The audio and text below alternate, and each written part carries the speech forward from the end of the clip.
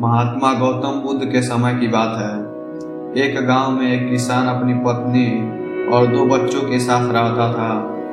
वह किसान बहुत ही ज़्यादा परेशान रहता था। अपने 2 बच्चों और पत्नी की ज़रूरतों को पूरा नहीं कर पाता था। शायद यही उसकी परेशानी की सबसे बड़ी वजह थी। समय बीतता गया, उसकी परेशानियां परिवार की ज़रूरतों के साथ बढ़ती ही जा रही थी। वह दिमाग से और मन से बहुत अशांत रहने लगा था। कहीं न कहीं वह बहुत ज़्यादा दुखी हो गया था।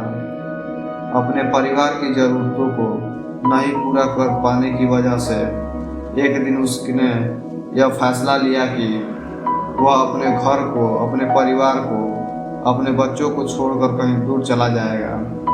अंततः वह मनहूस दिन और काली रात आ गई, जिस दिन वह अपने परिवार को, अपने बच्चों को और अपनी पत्नी को छोड़कर घर से कहीं दूर चला गया। वह किसान चलता ही गया, चलता ही गया। रात से सुबह हो गई, सुबह से फिर दोपहर, दोपहर से शाम, शाम से फिर रात, फिर सुबह हो गई। उस किसान की मन की पीड़ा इतनी ज़्यादा थी कि उसके पैरों के छाले और पैरों से बह रहे खून के आगे फीके पड़ गए थे। ना भूख की चिंता, ना प्यास की चाह, बस चलता ही गया, चलता ही गया। आखिरकार जंगल में चलते चलते उसका शरीर इतना ज़्यादा थक गया कि वह एक नदी के किनारे जाकर गिर पड़ा। कुछ घंटों बाद उस किसान को होश आया। वह बेचारा इतना ज़्यादा प्यासा था कि तुरंत वह नदी के पास गया। जैसे ही वह पानी पीने के लिए हाथ पानी में डाला, उसे सामने नदी के उस पार कुछ लोगों का झुंड दिखाई दिया। उसने ध्यान से देखा तो उसे एक वृक्ष के नीचे महात्मा गौतम बुद्ध बैठे हुए नजर आए। वह तुरंत दौड़ कर उनके पास गया और उनके पैर पर गिर गया और बोला कि हे महात्मा, हे भगवान गौतम बुद्ध, मुझे अपनी शरण में ले लीजिए, मुझे अपना शिष्य बना लीजिए। महात्मा गौतम बुद्ध के शरण में आया हुआ कोई भी व्यक्ति खाली हाथ वापस नहीं जाता। यह किसान तो केवल उनका शिष्य बनना चाहता था। महात्मा गौतम बुद्ध जी ने उसकी मनोकामना को देखते हुए उसे अपना शिष्य बना लिया। महात्मा गौतम बुद्ध और उसके शिष्य वहाँ पर केवल विश्राम कर रहे थे। उनका विश्राम भी पूरा हो चुका था। वह किसान की अब महात्मा गौतम बुद्ध जी का शिष्य बन चुका था। अब समय हो चुका था आगे की यात्रा को पूरा करने की। गौतम बुद्ध और उनके शिष्य आगे बढ़ते चले गए। कुछ दूर निकल जाने के बाद गौतम बुद्ध जी को बहुत जोर की प्यास लगी। उन्होंने अपने इस नए शिष्य अर्थात किसान से बोला, हे प्रिय शिष्य, जाओ, पास में एक सरोवर है, वहाँ से मेरे लिए पानी लेकर आओ। किसान बोला, जो आज्ञा भगवान। किसान सरोवर की तरफ चल दिया।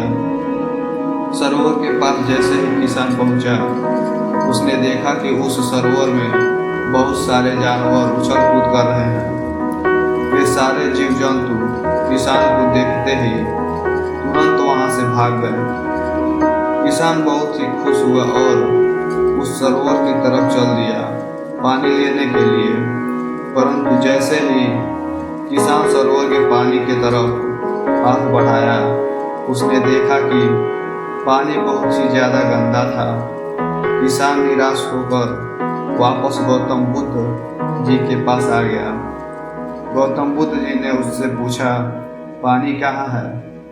किसान ने दुखी भरे शब्दों के साथ कहा, हे भगवान, मैं जैसे ही उस सरोवर के पास पहुंचा तो मैंने देखा कि उस सरोवर में काफ़ी सारे जीव जंतु उछल कूद कर रहे थे और उसके उछल कूद करने की वजह से उस सरोवर के जमीन के तल में बैठी हुई सारी गंदगी, सड़े हुए पत्ते उस पानी में घुल मिलकर एक कीचड़ का रूप ले लिए थे। यही कारण है कि मैं वह पानी लेकर नहीं आया, क्योंकि वह पानी नहीं कीचड़ हो चुका था। महात्मा गौतम बुद्ध उस किसान की बातों को समझ गए और मुस्कुराते हुए उन्होंने कहा कि मैंने तुमसे सरोवर का पानी मांगा था। मैंने यह नहीं कहा था कि पानी अगर गंदा हो तो पानी लेकर मत आना। उन्होंने अपने दूसरे शिष्य से अनुग्रह किया कि जाओ और सरोवर से पानी लेकर आओ। उनका दूसरा शिष्य निकल पड़ा पानी को लाने के लिए और कुछ देर पश्चात वह पानी लेकर वापस आ गया। आश्चर्य की बात तो यह थी कि दूसरे शिष्य द्वारा लाया हुआ पानी बिल्कुल साफ था, और उससे भी बड़ी असमंजस की बात यह थी कि सारे शिष्य बड़े ही आश्चर्यचकित हो गए कि यह करिश्मा कैसे हो सकता है, क्योंकि पहले शिष्य ने तो यह बताया था कि पानी कीचड़ हो गया था। महात्मा गौतम बुद्ध जी ने सारे शिष्यों को यह बताया कि जब सारे जीव जंतु उस पानी में उछल कूद कर रहे थे, तब उस दौरान उस सरोवर के पानी के तल में बैठी हुई सारी गंदगी, सड़े गले हुए पत्ते सब घुल मिलकर कीचड़ रूप पानी का रूप ले लिए थे। परंतु जितने समय में प्रथम शिष्य किसान वापस आया और दूसरा शिष्य वापस गया, उतने समय में उस जीव जंतुओं के भाग जाने के पश्चात उस सरोवर का पानी धीरे धीरे शांत हो गया था। और जैसे जैसे सरोवर का पानी शांत होता गया, उस सरोवर के कीचड़ रूपी पानी में घुली हुई सारी सड़ी गली पत्तियां और मिट्टी धीरे धीरे शांत होकर उस सरोवर के तल में जाकर बैठ गया, जिससे उस सरोवर का पानी शांत होकर साफ हो गया तथा सारे गले हुए सड़े हुए पत्तियां सभी शांत होकर आराम से उस सरोवर के तल में जाकर बैठ गए थे। प्रिय शिष्यों, अगर उस सरोवर में किसी भी तरीके का कोई हलचल नहीं होता तो उस सरोवर की हर एक चीज जिसको जहाँ पर होनी चाहिए थी वह वहीं पर रहती। उस जीव जंतुओं के हलचल की वजह से सरोवर के तल में बैठी हुई सड़ी गली पत्तियां, मिट्टी उस शांत पानी में मिलकर एक कीचड़ का रूप ले लिए थे। ठीक उसी प्रकार से हर एक व्यक्ति के जीवन में तरह तरह की समस्याएं, परेशानियां और कठिनाइयां आती हैं, जिसकी वजह से हमारे मन में हलचल सी मच जाती है। हमारा दिमाग और मन अशांत हो जाता है। तत्पश्चात हम कोई गलत निर्णय अर्थात फैसला ले लेते हैं। परंतु अगर हम थोड़ा समय देकर उन कठिनाइयों, परेशानियों और समस्याओं के बारे में समझने की कोशिश करें तो मन की हलचल उस सरोवर के पानी की तरह शांत हो जाएगी, जिससे हम अपने जीवन में सही निर्णय का चुनाव करते हुए उसका समाधान निकाल लेंगे। किसान को महात्मा गौतम बुद्ध जी की सारी बातें बिल्कुल साफ साफ समझ में आ गई। उसे यह भी समझ में आ गया कि उसके परिवार में आई हुई सारी परेशानियां, दिक्कतें और जिम्मेदारियां भी इसी सरोवर की सड़ी गली हुई पत्तियों और मिट्टी रूपी कीचड़ की तरह ही हैं। बस जरूरत है थोड़ा समय निकालकर मन को शांत करते हुए उन परेशानियों, दिक्कतों के बारे में समझने और उसका समाधान निकालने की।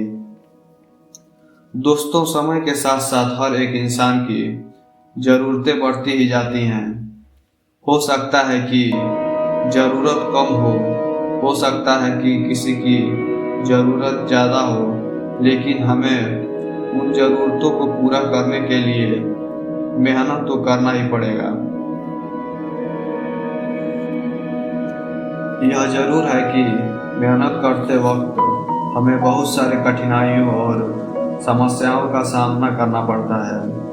इसी वजह से बहुत बार हमारा मन अशांत हो जाता है, निराश हो जाता है, दिल दिमाग में एक अजीब सी हलचल होने लगती है, जिसकी वजह से हम गलत फैसला ले लेते हैं।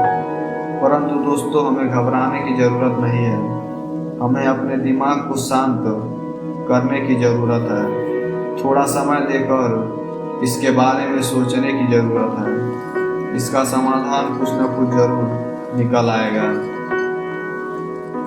फिलहाल अगर आपको ये कहानी पसंद आया हो तो चैनल को लाइक और सब्सक्राइब जरूर कर लें, ताकि सबसे पहले आपको इसी तरह की कहानियाँ मिलती रहें।